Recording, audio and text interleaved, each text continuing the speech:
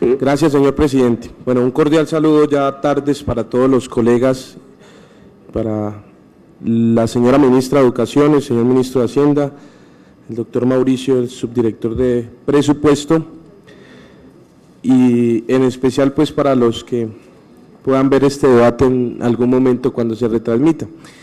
Y saludo a los colombianos y colombianas que verán este debate, retomando un poco el reclamo que hace la Comisión por demás justo de que el ministro de Hacienda atienda estos llamados. Y señor ministro, con mucho respeto le decimos, cuando la Comisión Sexta encargada de Educación reclama también atención, como la Comisión Primera o la Tercera o la Cuarta Económicas, es porque la educación merece una atención en el pueblo colombiano a cual representamos, ¿cierto? O sea, para el país es importante las reformas constitucionales y demás, y el tema de las aprobaciones de presupuesto, pero en lo cotidiano la educación se vuelve más importante, y es qué pasa con la educación. Y en el debate que hemos hecho ya con la ministra de Educación presente en 2 o 3 oportunidades, la conclusión a la que siempre todos llegábamos y era el consenso general, era que si el ministro de Hacienda no estaba, pues era vacío el debate, porque una de las cosas centrales era la falta de plata.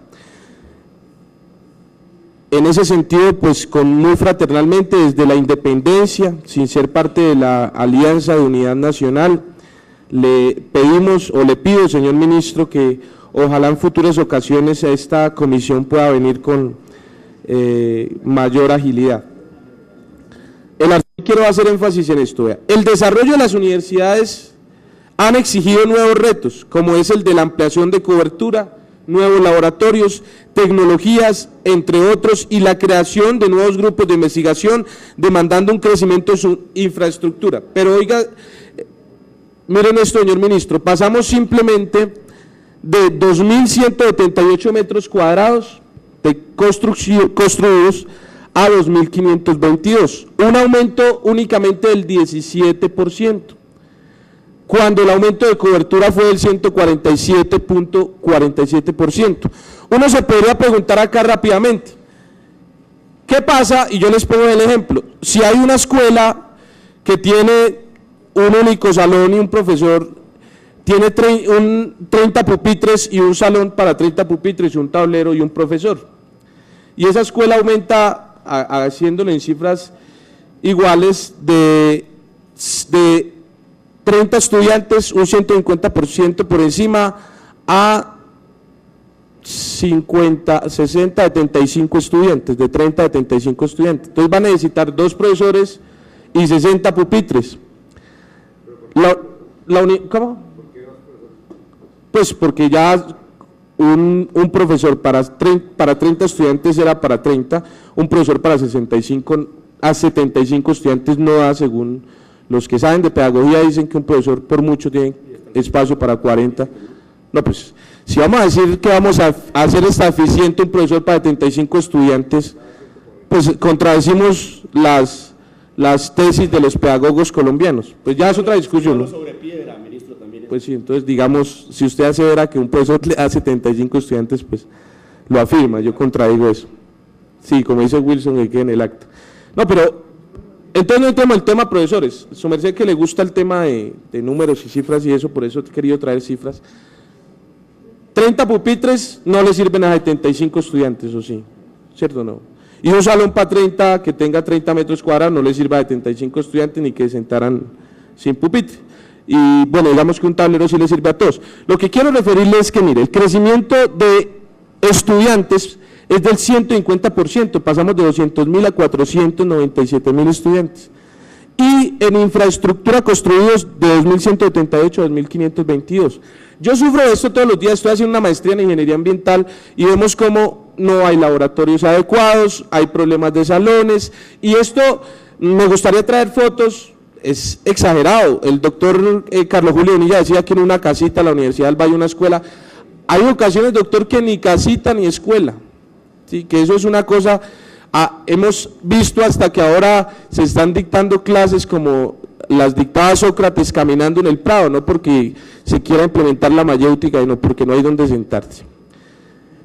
Del régimen salarial, hay una normatividad, señor ministro, por lo menos el decreto 1444 del 92 y el 1279 del 2002 en el tema de productividad académica, aumentaron ostensiblemente los gastos de la universidad pública. Esas reglamentaciones, por demás justas con los trabajadores, no tuvieron en cuenta que la universidad iba a gastar los recursos. Del trato de igualdad en aspectos prestacionales a los docentes ocasionales, docentes obra cátedra y supernumerarios con docentes de planta, la sentencia C006 del 96, C401 del 98 de la Corte Constitucional, aumentó también los gastos, aquí están los cuadros. Si dijéramos que el gobierno y el Estado le paga a la universidad todo lo que ganó, lo que gastó en esas reformas prestacionales, el sistema universitario estatal hizo un cálculo de 600.000 millones de pesos de faltante. Aportes al sistema general de seguridad, que no me voy a enfatizar, pasaron del 10.125 al 11.625, bueno, gastos adicionales al régimen prestacional. Pero quiero enfatizar en este, señor ministro, con mucha insistencia. En el 97 se aprobó la ley 403, que decía: el estudiante de institución oficial de educación superior tendrá derecho a un descuento del 10% del costo de la matrícula si acredita haber sufragado en la última votación realizada con anterioridad al inicio de los respectivos periodos académicos. Muy bueno esto, porque fomenta la democracia en los jóvenes.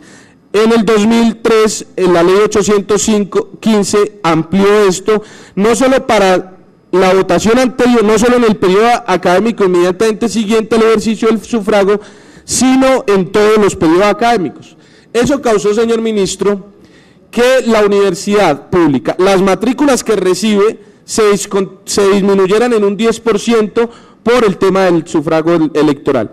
Esos recursos nunca los asumió el Estado y emitieron la ley, pero no pagaron, ¿cierto? Entonces, ¿quién pagó esa plata? La universidad pública. Y eso, señora ministra, en que ha tenido implicaciones en calidad, porque con esa plata se hubieran podido contratar docentes de planta, se hubieran podido comprar libros, bibliotecas y demás. Insisto, una excelente motivación, una ley muy interesante que no se pagó. El presidente Uribe y la ministra Cecilia María, el del gobierno anterior, hicieron un acuerdo con los rectores y dijeron: bueno, ahora en adelante vamos a pagar eso. Pero eso solo se hizo desde el año 2007, es decir, desde el 93 al 2007, hay un faltante ahí de recursos que no se calculó, que deberían revisarse. El tema de acreditaciones y certificaciones, a ustedes y al actual gobierno, al anterior, que les gusta tanto el tema de acreditación, tiene recursos, se necesita plata para hacer esas acreditaciones, y lo digo yo, que son un consejo superior donde anualmente se dejan 1.200 millones de pesos para ese tema de acreditaciones. No quiero insistir más en el tema, simplemente voy a referirme a lo que, bueno, le voy a pasar unas cartas copia a la ministra de Educación y al ministro de Hacienda. Yo hice una cosa bastante curiosa y fue enviarle carta a cada uno de los rectores de las universidades públicas diciéndoles que me enviaran un informe de cuánto déficit tenían en funcionamiento, en inversión y en planta docente. Un poco esto los rectores no lo dicen mucho a la ministra, le hacen mucho reclamo a viva voz, porque pues la ministra, digamos, tiene 2 delegados en el Consejo Superior, entonces pues no van a pelear mucho como decía un rector alguna vez, me dijo: no le vamos a dar patadas a la lonchera, pero pues yo sí no tengo problema con lonchera acá, soy representante, y si me pusieran atención sería muy, muy interesante, pues yo al final los escucharé con mucha atención. Gracias por el respeto, no a mí, sino a los colombianos o los boyacenses que represento. La Universidad Pacífico, decía ministro, yo le envié carta a toda la universidad, y ellos sí me enviaron una carta diciendo: nos falta tanto. Por lo menos la del Pacífico, 2.500 millones de funcionamiento, la Universidad de Caldas, 10.000 millones, la Universidad Industrial de Santander, aquí al compañero de Santander, 39.000 millones, la Universidad de Antioquia, aquí a los compañeros de Antioquia, el doctor Alberto Uribe dice que tiene un faltante de 10.500 millones, la Universidad Distrital, aquí a los compañeros de Bogotá, dice que tiene un faltante de 23.000 millones, bueno, estas cifras los dejo ahí al final. Estaba hablando aquí con el doctor Mauricio, con el que aclaramos algunos datos. Yo decía en la sesión pasada que se iba a disminuir en un 7.7% los recursos para este año para la universidad pública, y que eso era gravísimo. Ya aclaramos, y tengo pues el carácter de asumirlo. pero era diferente la explicación a la que dio la señora ministra. Lo que pasa es que el año pasado se apropiaron en la vigencia del año pasado 77.000 millones de pesos que eran fruto de una deuda que tenía la nación por el tema de los aumentos del IPC. Cuando se comparaba lo del año pasado con lo de este año, incluyendo los 77.000 millones de pesos que era deuda, pues había un crecimiento negativo. Cuando se incorporan los 700, se quitan pues los 77.000 millones y se aclara que los 70.000 millones aprobados el año pasado, que era la pregunta de todos los rectores, ¿hacen base o no? Si hacen base y se van a incluir en el funcionamiento, pues se deja absolutamente claro que este año se cumple con la ley y hay un aumento del IPC en los recursos de la universidad pública. Pero quiero referir una situación final. Digamos, lo del IPC no es suficiente. Yo he demostrado aquí un montón de gastos que ha tenido la universidad pública y la ley que estaba cursando en el Senado, ministra, y de paso le pregunto qué pasa con eso, porque hay informaciones que me dicen que se va a construir otra y que esa se va a dejar ahí. Creo que esa reforma a la ley 30 que estaba cursando en el Senado ya no va a ser la que va a avalar el gobierno nacional. Si es cierto eso o no, escuché al viceministro de Educación Superior en alguna oportunidad que dijo que se va a construir una reforma que sea estructural y tenga más puntos, que es necesario que el consenso que generamos de que todas las universidades públicas necesitan recursos y la educación pública en su conjunto. Digamos, yo estoy de acuerdo con las tesis de Wilson Gómez frente al tema de la financiación de la demanda, y mi intervención la hice enfatizando en el financiamiento de la oferta, pues por obvias razones de procedencia. ¿Qué va a pasar con esa ley? ¿Qué va a solucionar? ¿Cuántos recursos se pretenden incorporar? El presidente Santos pretende aumentar recursos al ICETEX únicamente o también a la universidad pública, como lo refieren el doctor Ricardo Gómez en la nota de prensa que nos acabaron de pasar. Y lo último, que ojalá estuviera el ministro de Hacienda. ¿Qué va a hacer, señor ministro de Hacienda, ustedes como gobierno para equiparar la gran brecha y diferencia que existe entre universidades nacionales y universidades de región? Ejemplo, la Universidad Nacional de Colombia tiene más o menos estudiante per cápita, presupuesto estudiante per cápita 8.900.000, más o menos digo, es la cifra que recuerdo. La universidad, la UPTC, que es la que yo conozco porque soy de allá, 3.200.000, pero la Universidad de Pamplona tiene 900.000 pesos per cápita, es decir, existe una gran desigualdad en la financiación del Estado a las universidades estatales. La UPTC 3.200.000, que es la de nosotros, pero existe una grave que es la de Pamplona que tiene 900.000 pesos. Otras universidades como la Nacional 8.900.000, la Distrital 6 millones creo, la de Antioquia algo así como 5 millones y algo, la del Valle algo así como 5 millones y algo, pero digamos el promedio está en 3.300.000, algo así, pero las diferencias y las brechas entre unas universidades y otras exagerada, y ahí digamos hay unas dificultades de desigualdad entre departamentos. Hay universidades que tienen, como la de Antioquia, y no por pegarle palazos a los compañeros de Antioquia, buenos recursos, y uno se da cuenta, y con eso termino, presidente, ¿por qué la de Antioquia produce tanto en investigación y ciencia y tecnología? Pues porque tiene buena plata. ¿Por qué la Universidad de Pamplona poco hace? ¿Por qué la Universidad del Cauca hace mucho en lo que tiene, pero no es igualable a la Universidad Nacional? Si a todos les ponemos el mismo rasero, no digo cortar por abajo, sino subámosle a todo el presupuesto como al de la Nacho, todos por encima, yo estoy seguro que todas las universidades darán.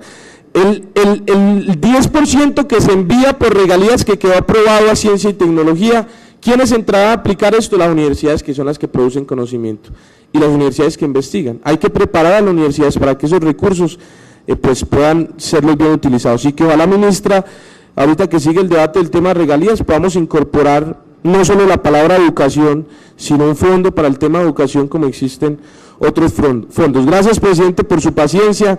Intenté ser lo más corto posible, y de verdad que es nuestra intención como Partido Verde estar muy atentos a este tema de la educación, porque si ustedes recuerdan, ha sido una de nuestras tesis centrales el tema de la educación, no solo de Antanas ni de Sergio Fajardo, sino de todos los que hacemos parte de ese partido. Y pues un poco nuestra función aquí en el Congreso como Partido Verde, y la asumo así, es estar haciendo debates de control político sobre este tema de la educación, que lo pusimos como eje central de nuestra campaña. Muchas gracias, señor presidente.